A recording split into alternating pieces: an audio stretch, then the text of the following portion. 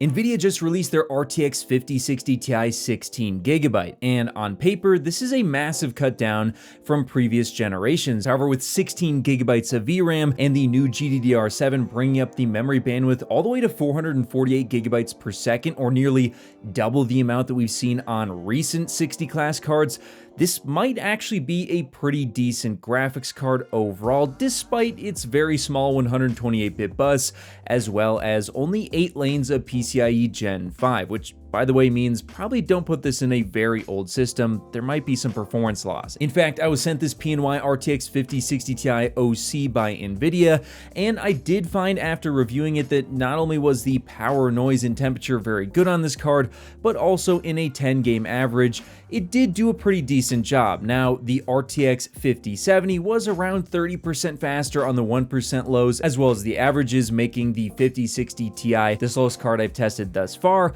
However, it also, again, has 16GB of VRAM, meaning that this could potentially, if it was faster, be a good 4K gaming graphics card. And considering that it's one of the best cards in terms of price to performance, thanks to the $70 price drop versus last generation, well, it made me question, could the RTX 5060 Ti 16GB be used for 4K gaming? And that's what we're going to dive in today, live. Before that, this video is brought to you by Jawa. Jawa's mission is to be the community for safely buying and selling PC parts at a reasonable price, offering low fees and great customer service, which I can definitely attest to, as I personally bought this RTX 3070 from Jawa anonymously, and not only did it arrive quickly, but when I ran into an issue, they immediately replaced it with a flawless substitute and asked that I only send the old one back after I confirmed the new GPU worked great. And the best part is the price I got this card at was well below other listings I could find anywhere else, likely thanks in part to Jawa's much lower seller fees of 9 to 12% depending on when you join. So if you're interested in buying or selling PC parts on a platform with low fees and great customer service,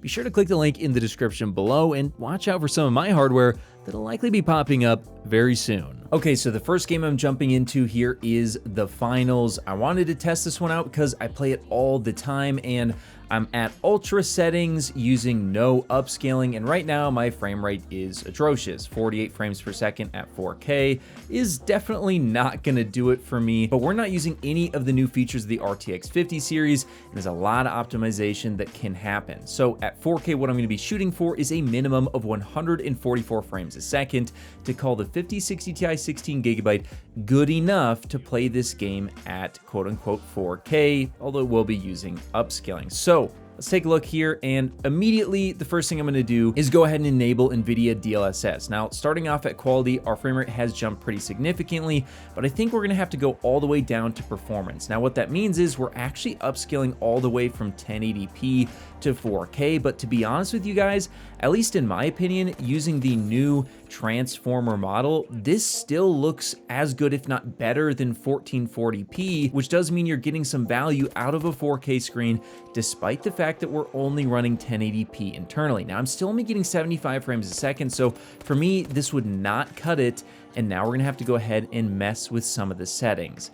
Now, I am using full epic settings right now, which is a bit of an ask for this graphics card, so let's go ahead and first turn off the RTX global illumination. We did get another jump there to 86 frames a second. Shadows, I think we're gonna have to drop to high. Post-processing, I'm gonna put to medium. Textures, epic. Effects, let's do medium. Reflections, I think we can get away with medium. Foliage, let's drop that to low. And then global illumination, yeah, we can probably drop that to medium as well. And now we're all the way up to 106 frames per second, which means we are actually starting to get pretty close in terms of what we need to get to 144 frames a second, but it's still not good enough. Sorry to my teammates, I'm not much help here, but let's see if we can get any higher. We might actually have to go to ultra performance. Now, ultra performance on the new DLSS model looks okay, but it does have some issues. And we are kind of getting close to that 144 frames a second. So let's see here, 128, we're still not quite doing it. You know, is this 4K gaming? Sort of. Well, you know, I'm doing all right. I'm still struggling to get the performance that I want though. So unfortunately, we are gonna have to drop settings even lower. Yeah, so we're pretty much running all low, and I still cannot quite get 144 frames a second. I feel like the 5060 Ti just can't quite cut it. All right, so the next game we're taking a look at here is Fortnite, because I have a lot of friends that really enjoy playing this game. I do play it with them from time to time. It's very popular and it looks great. And surprisingly, if you've never played this before, it can be hard to run. As you can see here at 4K native using the epic settings, but with nanite off, I'm getting around 59 frames per second on the 5060 Ti, and it does look great. Everything is incredibly crisp. The graphics are amazing. However, I do think that we need to reach, again, at least 144 frames a second in online games to be very competitive, and do it consistently. We're gonna use DLSS, and let's throw on quality and see what we get. So immediately right off the bat, we've jumped to 88 frames per second. It feels much more responsive, and I think we're gonna have to jump immediately all the way to performance once again, upscaling from 1080p. We do lose a little bit of sharpness.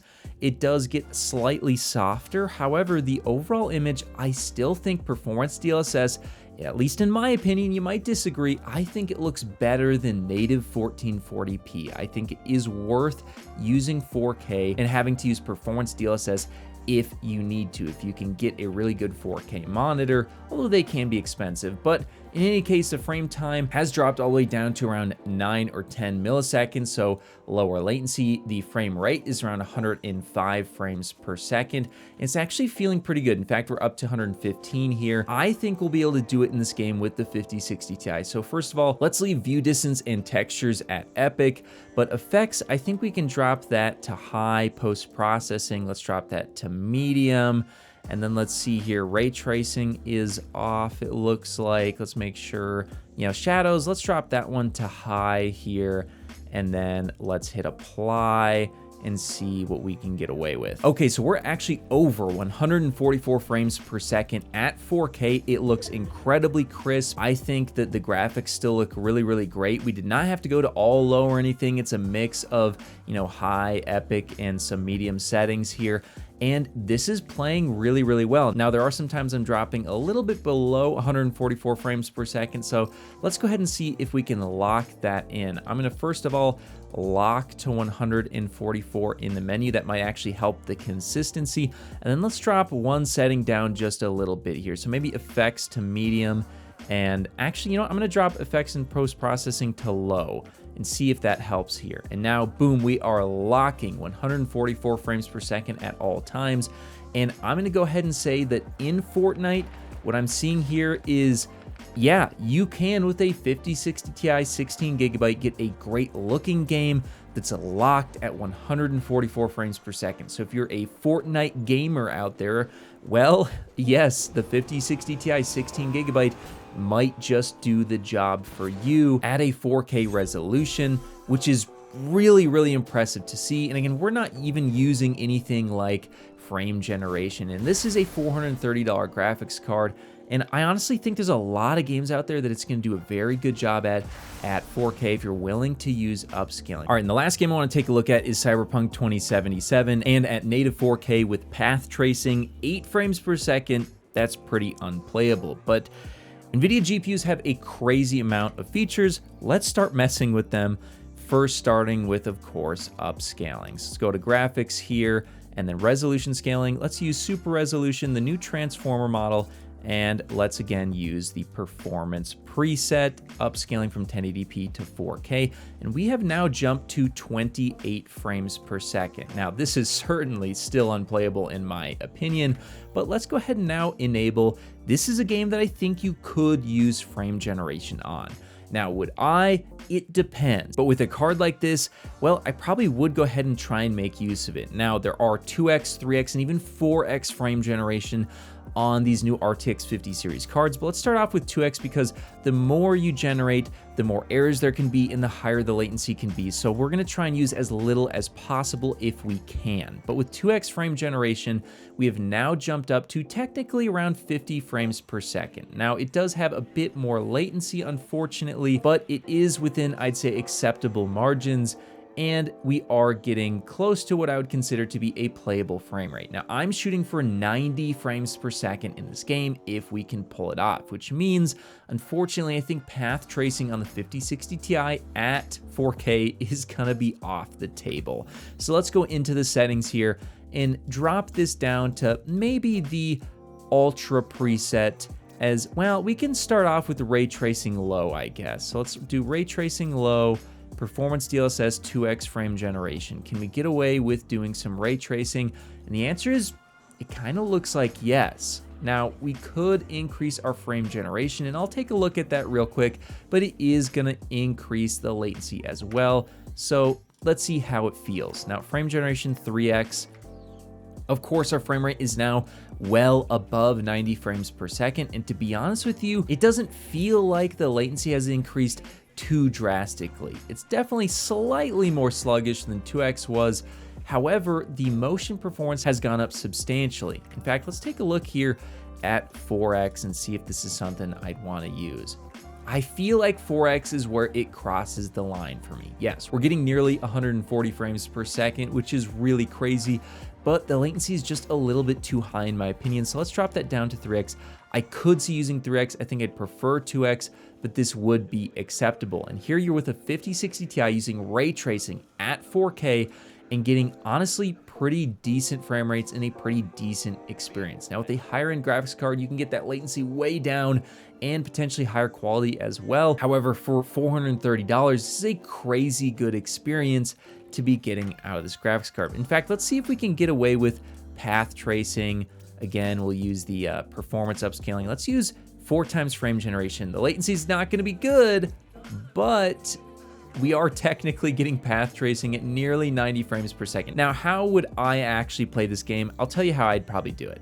I'd probably do 2x frame generation, performance DLSS, and then I'd actually do no ray tracing at all to get the lowest latency I possibly can. So let's go ahead and do that. Again, performance upscaling. And this definitely feels way more responsive. I'm getting around 90 frames per second, and we're only having to use 2x frame generation. It feels pretty responsive and everything looks pretty great. We're using the Ultra preset here, and this is a 5060 Ti, a much more affordable graphics card than something like a 5090 that you might think you need to run a game like this at an acceptable latency and motion performance, as well as great graphics. And with the new Transformer model, I mean, if you take a look at people in the distance, it looks pretty good. It's not perfect. There are some issues way in the distance, but overall, I actually think this looks better than what some people are even able to achieve with much more expensive graphics cards using the CNN model in the past, as Nvidia's new Transformer DLSS model has a lot more data to work on, which means that the upscaling is a lot more precise, it's a lot more crisp, and in general, in most games, it's gonna look a lot better. I did want to jump back into the finals real quick because I just realized that frame generation might actually be an option for a lot of people very soon. And the reason why I say that is because they are bringing Reflex 2 to this game, which should further reduce the latency by, I saw in some demonstrations, I think 5 to 10 milliseconds. So let's go ahead and take a look at how much frame generation impacts the latency and see if that might actually be an option once that releases very soon. So let's go into the settings here and enable frame generation. There it is.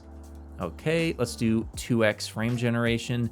And here we can see that, well, it can't really pick up the latency increase, but what I can tell you is that it actually doesn't feel terrible. It's certainly not as responsive, and personally, I would not use frame generation without Reflex 2. However, if this does indeed add, let's say, 10 milliseconds of latency, but then Reflex 2 gets rid of, say, 8 milliseconds of latency, you've barely increased your latency and your motion performance will have gone way up. And in fact, we're actually now reaching over 144 frames a second, and we might be able to do something like bring shadows as well as the view distance back up to high. In fact, it looks like we can. We're now getting over 140 frames per second. We're roughly locking 144 with the 5060 Ti. And with Reflex 2, I think the latency actually won't be too bad. And even with the higher latency right now, since I don't have Reflex 2 yet, I'm still actually doing pretty okay in the game, meaning that technically, yes, the 5060 Ti with Reflex 2 and frame generation and DLSS using all these new features of the 50 series could play the finals at 4K using competitive settings.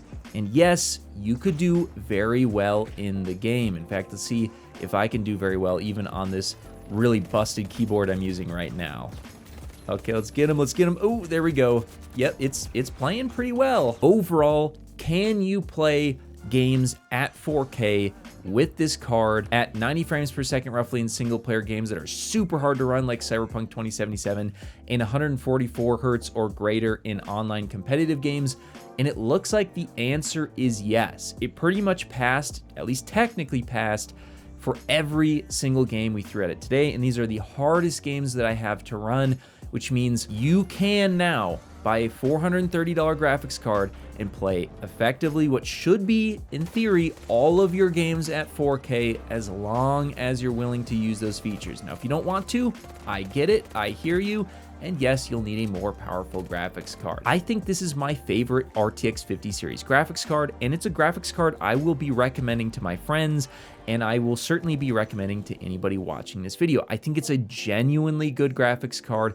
I didn't like the 5070. I felt like with 12 gigabytes of VRAM as well as the price that it came in at, I didn't really like it, but the 5060 Ti, I think it's a pretty dang good graphics card. If you made it to the end of the video, be sure to drop a like. Every time you do so, AMD and Nvidia release new GPUs. Also, if you want to see more, check out one of these related videos. You won't be disappointed.